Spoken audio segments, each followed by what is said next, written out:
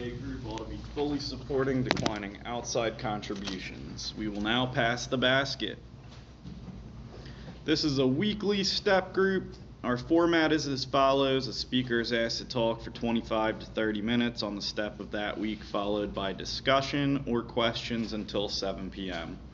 You can find these weekly meetings on our YouTube page, the Conscious Contact Speaker Group at Doylestown. Don't forget to smash the like button, subscribe, and share. That brings us to the speaker portion of this meeting on this day of September 4th. Monday in Doylestown, PA at the Monday night 6 p.m. Stay Alive Literature and Step Group at St. Paul's Lutheran Church. Tonight's speaker is Dave. And they will be sharing their experience on Step 9. Please help me welcome Dave. Thanks, Chris. Thanks, everybody. Hi, my name's Dave, and I'm an alcoholic. I got sober, thank God, in September 11th of 2007. So I've approaching, this month will be 16 years, which is amazing to me. I drank for 23. I guess kind of, and I'll talk about 9, but just a little background of who I am. I'm someone who always, the reason I drank is well, I didn't feel comfortable with people sober as a teenager. And then I drank, and I felt comfortable with people as a teenager, and felt very comfortable in my own skin. It was a wonderful feeling. And that just motivated me. My whole personality changed. I connected to people. I enjoyed their company. I was funny. I was cool. At least I thought I was. It seemed to be. And it was a solution that worked for me during those years. But I did run into some damage, and when I had damage with people, when I hurt them, and when I knew that I hurt them, I felt bad. I really felt bad. And I remember I had kind of a Step 9 experience in a way back then, and I'm going to share on that now. I remember I was, it was junior prom, and it had an impact on me. Junior prom, and I didn't have a date for junior prom. I wasn't worried. I went to the dance a couple weeks before, and I asked this girl in 10th grade. I was in 11th grade. It was a junior-senior prom. And so she wouldn't be going to a prom. And some junior asked her to prom. She was flattered, blown away, loved it. And then I went up to, then prom night came, and in my tuxedo, and I went and picked her up at her parents' house. And she was just really excited. I didn't expect any of this. Her parents took our pictures and everything and all this good stuff, and I thought it was kind of strange, but I was like, okay. And then I took her to a pre-prom party, because I knew, I've been drinking for a couple of years by then, and I loved drinking. And I never went to a social experience without drinking. So I took her to this pre-prom party, and I started doing shots. And then after about an hour and a half of this, I go into the limo and I start drinking beers. And we drive down to Philadelphia, and it's me and another couple. By the time we get to where the prom is, I'm hammered. I'm ready to just, basically ignore her and just talk to all my friends. And that's exactly what I did. So I went up, I immediately just bailed on her and just started talking to my friends and being kind of obnoxious drunk. And then about an hour and a half of that, I realized I was being a jerk. And I go to her, my friends were telling me I'm being a jerk, and I go to her, and she would have nothing to do with me. By the end of the prom, my friends drove me to my car, took her to the post-prom party, dumped me at my car, and said, "Go home, Dave." And so I went home, and the next day I woke up, and I felt terrible. I felt horrible. And I was just like, I was humiliated, I was embarrassed. I tried calling her up. Her younger brother answered, wanted no part of me, and that was that. Then on Monday at school, in algebra class, she was in the same class as I was. And I remember sitting there just at my desk, feeling like crap, knowing I screwed up. And she's behind me, about 2 rows behind me, and her friends go, "How was the prom? How was the prom?" And I'm in earshot. And she didn't hold back. She's like, oh my God, let me tell you how it was. And she's going play by play, so I can intentionally hear it, to her two friends, one's a guy and a girl.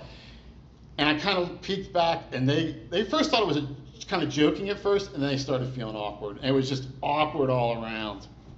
And I just took it. I probably spent another couple weeks, maybe here and there, trying to ask for forgiveness. She was having none of it. Then at that point, I'm like, okay, I'll just be hated by her. That's fine. So I go through senior year, never talked to her, we just kept our separate ways. And then I graduated high school. And then I was in a movie theater with my friends, like 4 of us watching a movie. And she came up with 3 or 4 of her friends, and they sat right in front of us. And my friends knew about the whole story of the prom and everything, so they start elbowing me, look, it's Heather, look, she's right there. And I'm like, I know. And they're kind of making fun of me for a couple of minutes. Then after the movie, I watched the movie, I forget what it was. I go, okay, I'll just look over in her direction just to see if I get any kind of acknowledgement of any kind of forgiveness, because she knew I made an attempt. And I looked over at her, and she looked at me, and she gave me a genuine smile. And I smiled back. And that was it. I felt great. I just felt like, cool. I'll take that. I'll run with that. I felt reconciliation just from that little bit of an experience. So that gave me a feeling of what an amends early on, and what reconciliation with someone feels like if it goes to that point. It doesn't have to go to that point. And then, interestingly enough, I remember I was working with a guy about, 6, 7 years ago, and he was literally doing the 5th step. And he went and was doing his hour in his room. And during that hour, he was doing his hour. This is like kind of stupid, but I'm going to say, she friend requested me on Facebook. I'm like, I got a chuckle out of that. I kind of laughed. I'm like, look at that. All right, I'll accept her, and that was that. But I thought that was kind of funny.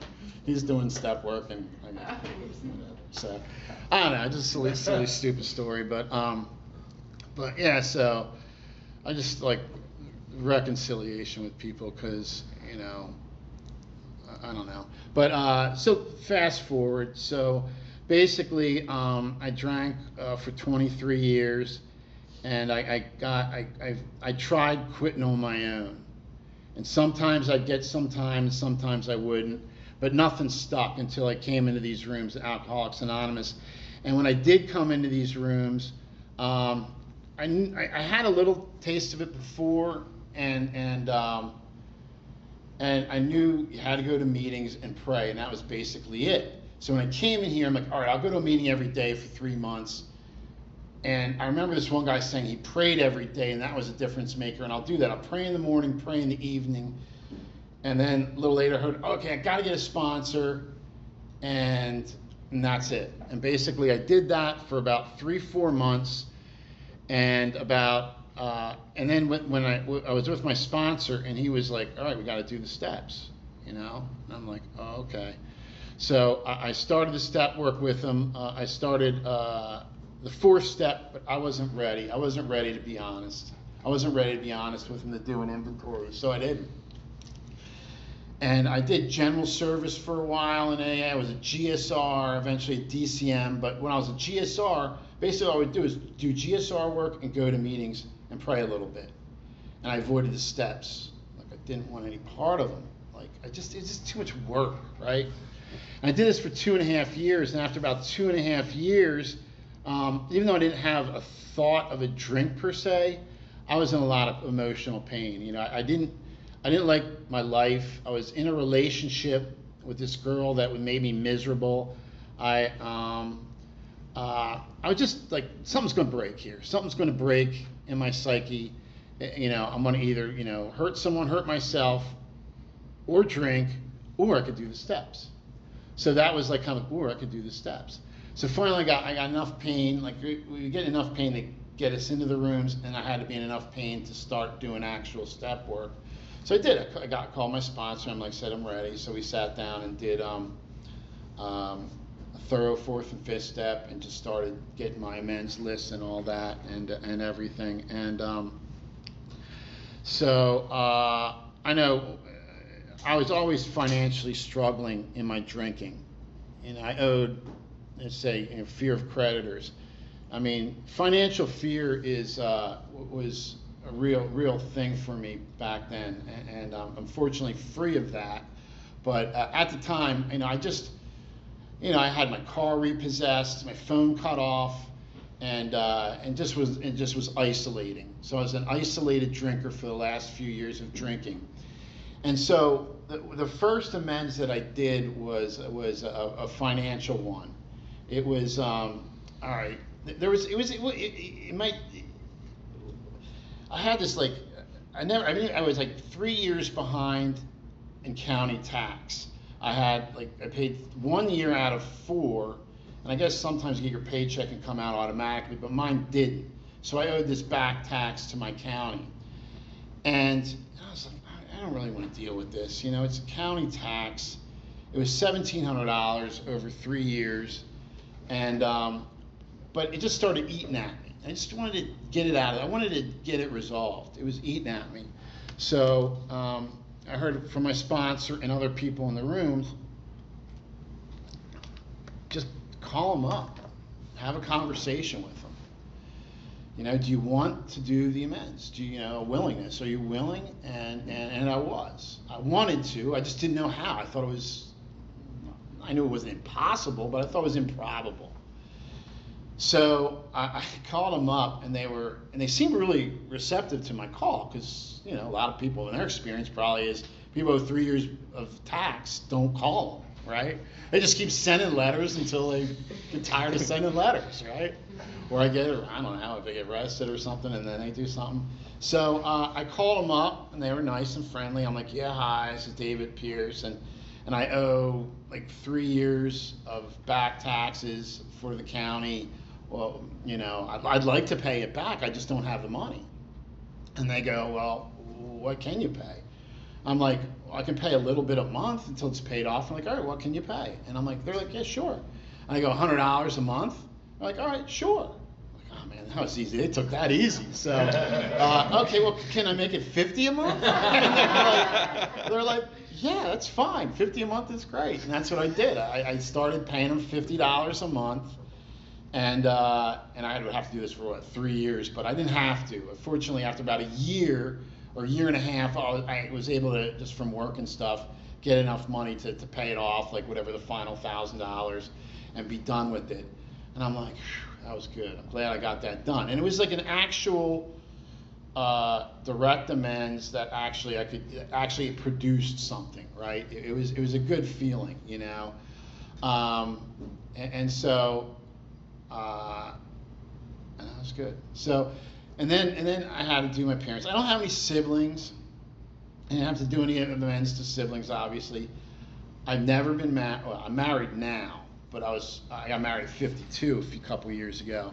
But I was 39 when I came into the rooms, and I never got married or even close to getting married. It was probably a good thing, Whenever I'd hear people in AA rooms, like, they were drunk, they were in there drinking, got married, and all this. I didn't know how they did it, because I'm just like, I was undateable.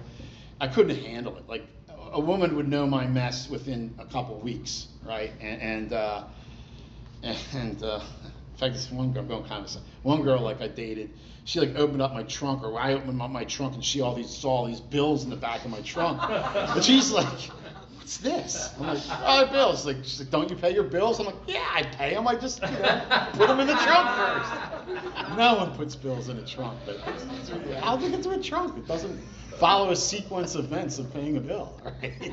I think I was like telling myself I'd do it at work or something. But yeah, so then my parents, basically my dad was an early amends. And I knew, I had a good relationship with my dad. And he was he was very liberal-minded, very caring person, and I knew he'd be easy. But I did it anyway, because that's what I was instructed to do. And so I sat with him, and I go, hey, Dad, I forget exactly, it was years ago, but basically the gist of it was like, about my drinking, and I apologize for all that, and I know it created a lot of harm. Is there anything else you want to let me know about my drinking? Because he knew I was making a direct amends with him. And he shared some things, but And I'm like, okay. And I asked him, how do I make this right? You know, how do I make this right? And he basically said, just stay sober. You know, just stay sober. And I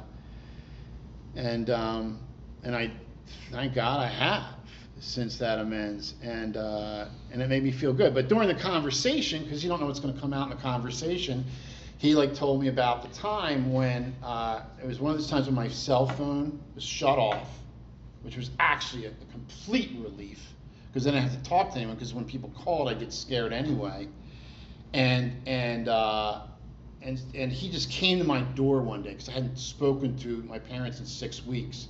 He just knocked on the door, and I looked through the hole, and I was like, oh no. You know, I was like terrified. Like, I had spoken to my dad. As far as he knows, everything is good, even though I haven't talked to him in 6 weeks. I looked through the hole, there's my dad. I'm like, what do I do? What do I do? What do I do? And I'm like, you got nowhere else to turn. You got nothing. You've got no money. You just open that door and let him see your world. So that's what I did. I opened the door. I didn't go like, look. But that's how I was kind of like saying, I'm like, come on in, Dad. And he just looked around and looked around. And I didn't think you were home. He's like, nah. He's like, yeah, I didn't see your car out front. I'm like, got repossessed. And he's just like, yeah. So, and it's not the first time he's been through this. So I showed him the water bong out, all the bottles of booze and beer, and they were cigarette ashtrays, and you know, and so he saw that, and then during that amends process, he brought to my attention. He's like, when that moment came up, he didn't do that on his own volition. A friend of mine called him, my friend Jeff, told him about it. Like, I haven't heard from Dave. I don't know what's going on with them. So my dad's like, all right, I'll check with them. And I didn't know that until that amends. So I talked to my friend Jeff, and like, oh, I didn't know this happened, and all this stuff.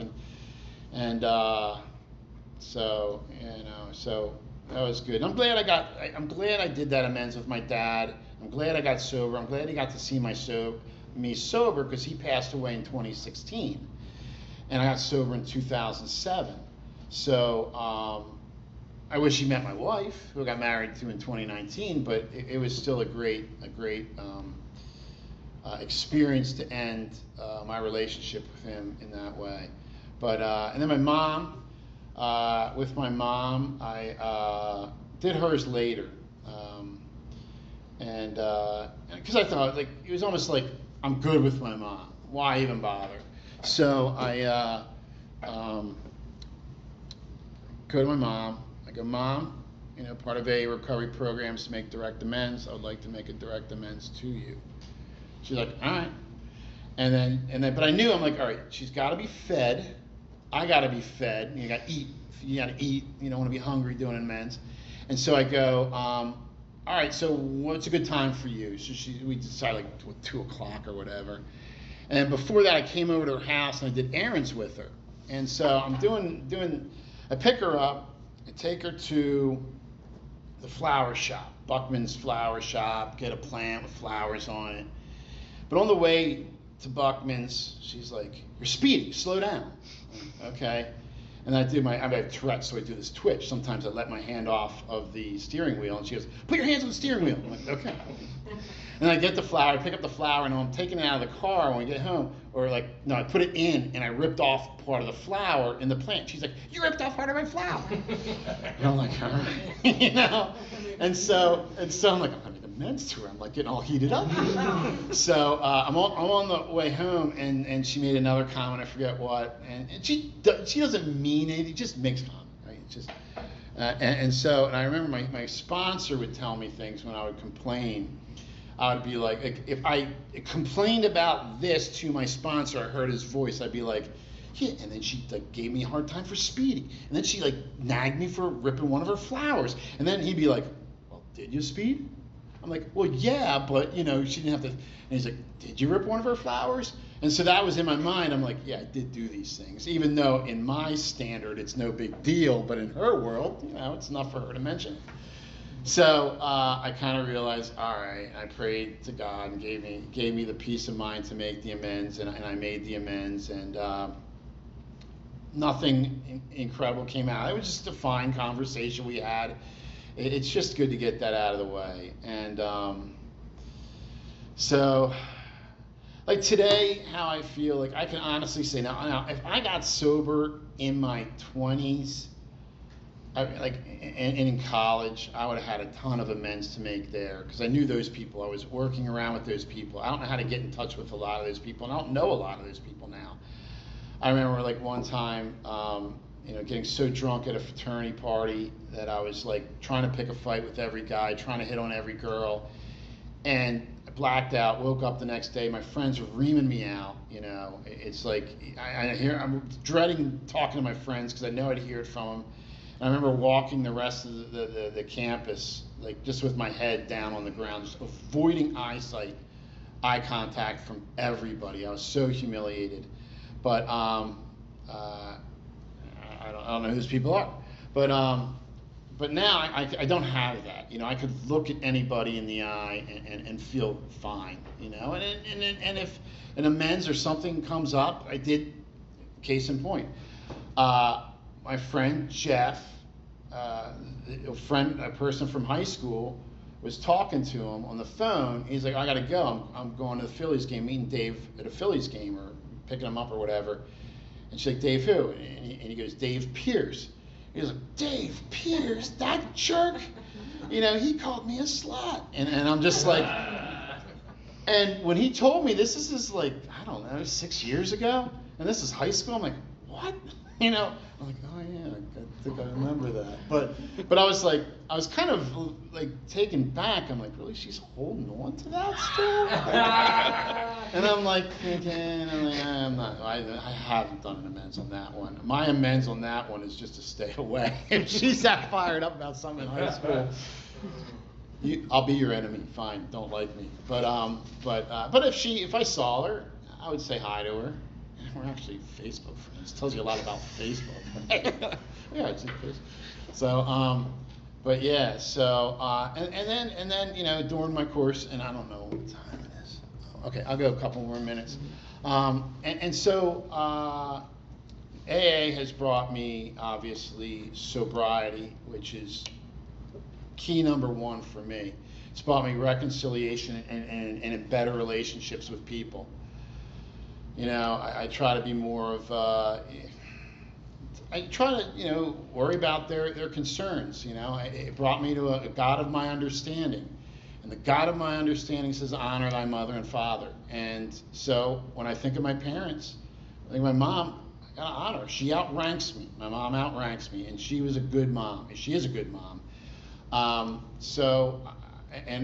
my wife's in-laws, honor them. So, and part of the understanding of God that I came to, basically, there's a time I went to a lot of break down the big book meetings.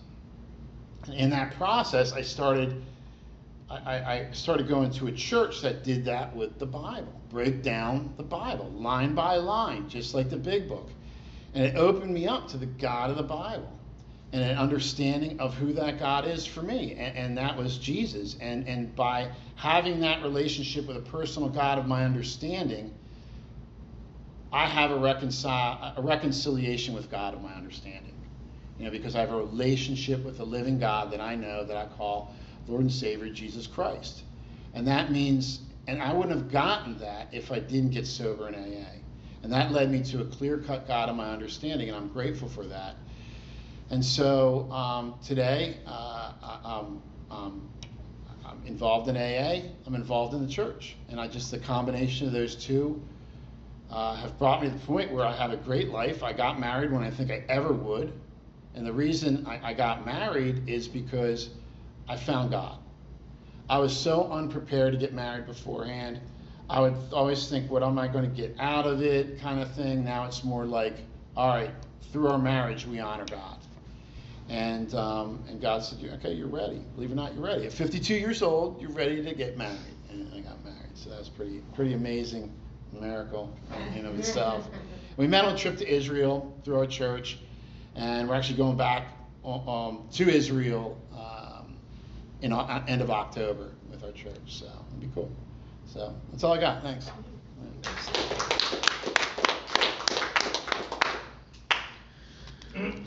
Please limit your sharing to 3 minutes. Please keep your shares related to the step. If you feel like drinking or if you have had a drink today, please see me or speak to someone after the meeting. We ask that you please refrain from the use of profanity. We are in a church and on a spiritual journey.